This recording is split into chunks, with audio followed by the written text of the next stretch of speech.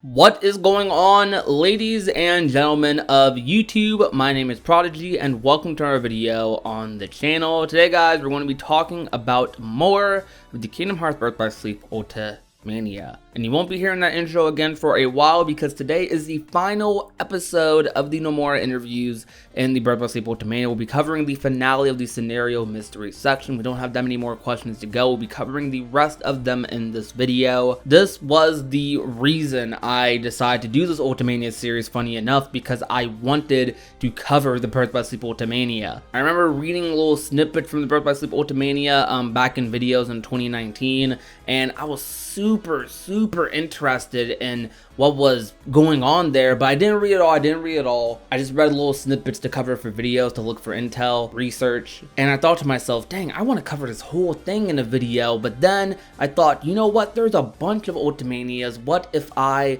just did, all of them in release order essentially? And that's what I'm doing. But this Ultimania, the Birth by Sleep Ultimania, is the reason I decided to even do this series. And we're almost done with it, man, so it's crazy. A year later, a year into doing the Ultimania series, it shouldn't have been a year later, but a year later doing the Ultimania series, we're finally here. I really do apologize for taking a long time to finish the Birth by Sleep Ultimania. This is by far the longest it's taken me to finish Ultimania. We started this series back in October for Birth by Sleep, and a lot happened. Melody of Memory came out. A lot was going on in my life around that time, and we didn't kickstart this back up until like the beginning of February, and I apologize for that. We got through Kingdom Hearts 1, Chain of Memories 2 in days pretty fast. We completed 4 games, Ultimanias last year. And I took a break after days, but it was a small break, and I was going to kickstart Birth by Sleep and finish that to end off the year. But that didn't happen. But this year, we're definitely going to be finishing the Ultimania series, or at least finishing the Nomura section of it, because the Ultimanias have so much more than just Nomura interviews, but the Nomura interviews tend to be the main things that get translated understandably. But if there is any more info I can find, I will definitely update those playlists, and I would definitely post those videos about that as well. So keep a lookout on the channel. But all that aside, that rambling aside, let's get into this. Let's get into the final episode of the Birth by Sleep Ultimania. Was Master Xehanort the one who delivered the final blow to Master Ericus? Because it was necessary to avoid showing such a cruel scene. It's difficult to tell from the presentation, but that's right. TERRA saw this happen right in front of his eyes, so when he realized at the Keyblade Graveyard that Master Xehanort intends to harm Ventus and Aqua, this drives him to anger, saying, "Not only my father Ericus," as an aside, although he says my father, and we see from Ericus' words that he thinks of TERRA like a son.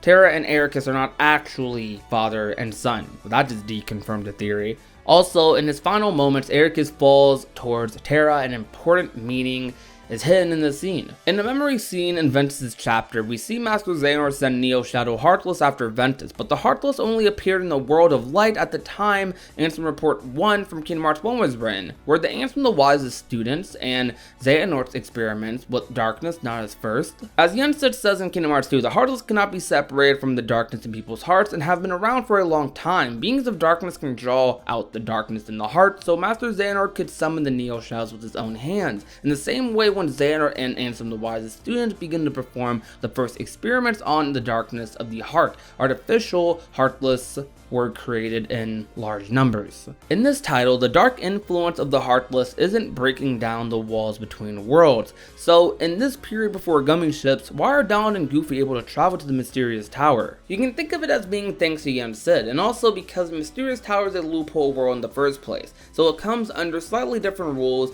than the ones that connect the other worlds. By the way, when Donald and Goofy visit the mysterious tower in Kingdom Hearts 2, they say, "Isn't this tower strange?" even though they know it from Kingdom Hearts Birth by Sleep. This is because the floors are constructed differently to the previous time they visited, which is strange. Those are some pretty heavy hitter questions. Nomura was definitely on his toes, yo, okay, hold up. I got an explanation for this, I promise. But yeah, Heartless are beings that exist generally in the Kingdom Hearts universe. They're not something that only existed during the time period of Kingdom Hearts 1. They've always existed, sort of thing, but they didn't become as apparent until Kingdom Hearts 1's time frame. But nothing too crazy to really talk about there. Definitely some new things. I will say they did deconfirm a theory, because there's a lot of theories in the community about if Terra and Ericus are actually related, and Nomura straight up just confirmed here they are not father and son, though they are pretty close to it. Hey, family is family, whether you're blood related or not. So you could say they kind of are, but not just by blood. Are the Unversed of a similar nature to the Heartless? That's right. The Heartless are born from the darkness of the heart, and Unversed are born from negative emotions. So you can call them relatives. To make them fundamentally similar, we made the design similar. However, there's one difference in that the Heartless are seeking hearts, whereas the Unversed behave according to Vanitas' will and emotionally. For example, the Flood portray feelings of irritation. In Kingdom Hearts 1, when Sora stabs the Keyblade of people's hearts into himself to release his heart in Kairi's,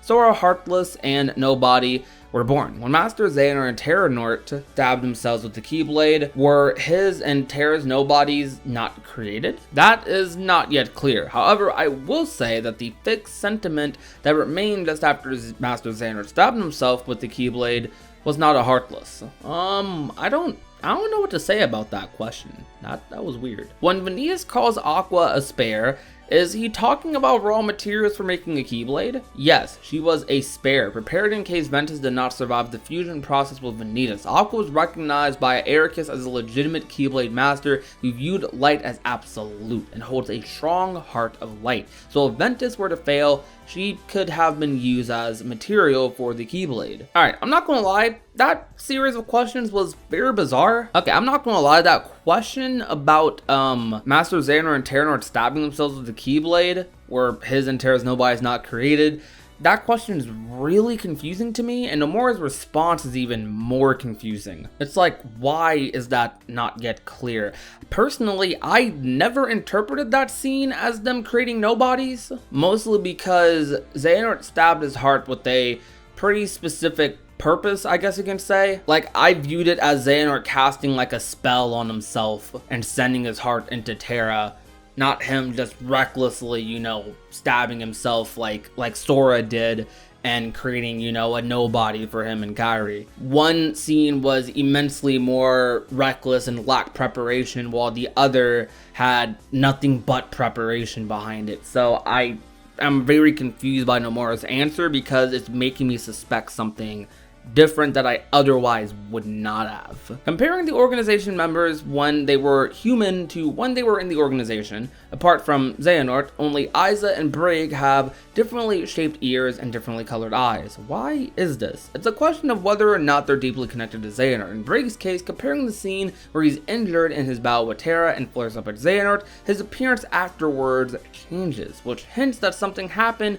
with Xehanort in between. Roxas, the Sora plus Ventus Nobody, was able to use a Keyblade. In contrast, Xemnas, the Terra plus Master Xehanort Nobody, wasn't able to use a Keyblade. Why is this? I'd rather that point remain a mystery. It's possible that he intentionally wasn't using one. And the final two questions. In Kingdom Hearts 1, the Roadman, Ansem the Wise's apprentice, Xehanort's Heartless, the body of Xehanort's Heartless before he inhabited Riku's body, appeared on the Destiny Islands. Is this because it was Master Xehanort's homeworld? That may be one reason, but if he somehow had some of Terra's memories, we can consider that it might be because he had laid eyes on Riku previously. In terms of the elements of Terra and Master Xehanort, I think the questions of how their power is related and divided, as well as who has whose memories and heart, will become a key to the story after this one. Is that to say that there's a possibility that within Xehanort's Heartless, the darkness that sleeps in Riku's heart,